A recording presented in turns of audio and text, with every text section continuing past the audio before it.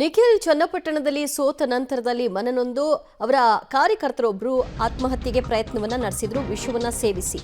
ಆ ಕಾರ್ಯಕರ್ತನ ಮನೆಗೆ ನಿಖಿಲ್ ಭೇಟಿ ಕೊಟ್ಟಿದ್ದಾರೆ. ಚನ್ನಪಟ್ಟಣದ ಶ್ರೀರಾಮ್ಪುರದ ಮಂಜುನಾಥ್ ಮನೆಗೆ ನಿಖಿಲ್ ಭೇಟಿ ಕೊಟ್ಟು ನಾನು ಎಲ್ಲಿ ಕಳೆದುಕೊಂಡಿದ್ದೀನೋ ಅಲ್ಲಿಯೇ ಹುಡುಕ್ತೀನಿ, ಚನ್ನಪಟ್ಟಣದಲ್ಲೇ ಮುಂದಿನ ರಾಜಕೀಯವನ್ನ ಮುಂದುವರಿಸ್ತೀನಿ, ಹುಚ್ಚು ಅಭಿಮಾನದಿಂದ ಜೆಡಿಎಸ್ ಕಟ್ಟಿದ್ದಾರೆ, ಹಾಗಾಗಿ ನಾವು ಕಾರ್ಯಕರ್ತರ ಜೊತೆಗಿರ್ತೀವಿ, ಯಾರೂ ಸಹ ಕೆಟ್ಟ ನಿರ್ಧಾರಗಳನ್ನ ಮಾಡಬೇಡಿ ಅಂತ ವಿನಂತಿಸಿದ್ದಾರೆ ನಿಖಿಲ್.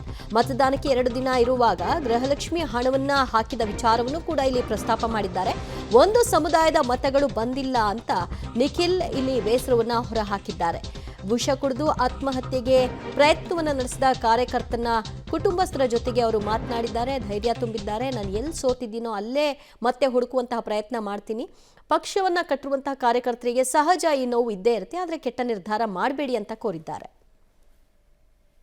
ಚುನಾವಣೆ ಆ ಭಗವಂತನ ಇಚ್ಛೆಯಂತೆ ಕಾರ್ಯಕರ್ತರ ಒಂದು ಅಭಿಲಾಷೆಗೆ ಮಣಿದು ಬಂದು ಚುನಾವಣೆಗೆ ನಿಂತಿದೆ. ಕ್ಷೇತ್ರದಲ್ಲಿ ಒಂದು ರೀತಿ ವಿಶೇಷವಾದಂಥ ಅಭಿಮಾನ, ಏಕೆಂದರೆ ನನ್ನನ್ನು ಭಾಳ ಹತ್ತಿರದಿಂದ ಸಂಪರ್ಕಿಸಬೇಕು, ನನ್ನ ಜೊತೆಯಲ್ಲಿ ಒಡನಾಟ ಇಟ್ಕೋಬೇಕು ಅಂತಕ್ಕಂಥವ್ರು ಸಾಕಷ್ಟು ಜನ ಇವತ್ತು ನಮ್ಮ ಕ್ಷೇತ್ರದಲ್ಲಿದ್ದಾರೆ.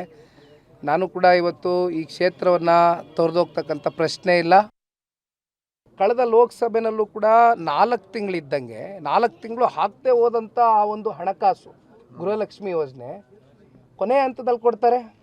ಆನೆ ಟೆಕ್ನಿಕಲ್ ಗ್ರೌಂಡ್ಸ್ ನಾನು ಕೇಳಲಿಕ್ಕೆ ಇಷ್ಟಪಡ್ತೇನೆ.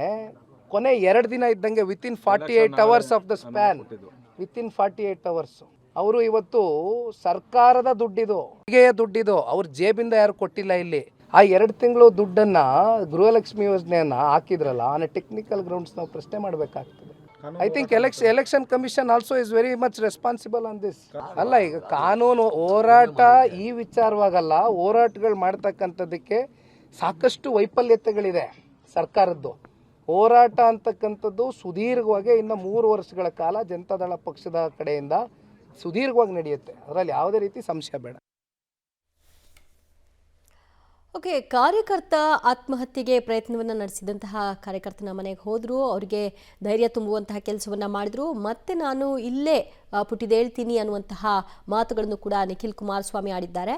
ಸ್ಪೆಷಲಿ ಗೃಹಲಕ್ಷ್ಮಿ ಹಣವನ್ನು 48 ಗಂಟೆ ಚುನಾವಣೆಗಿರುವ ಹೊತ್ತಲ್ಲಿ 2 ತಿಂಗಳ ಹಣವನ್ನು ಒಟ್ಟಿಗೆ ಹಾಕುವ ನೆಸೆಸಿಟಿ ಏನಿತ್ತು? ಇದು ಜನರನ್ನ ಅಟ್ರಾಕ್ಟ್ ಮಾಡುವಂತಹ ಕೆಲಸ ಅಲ್ವಾ? ಇದರ ಬಗ್ಗೆ ಎಲೆಕ್ಷನ್ ಕಮಿಷನ್ ಗಮನ ಹರಿಸಬೇಕು ಅಂತ ಹೇಳಿದ್ದಾರೆ ನಿಖಿಲ್ ಕುಮಾರಸ್ವಾಮಿ.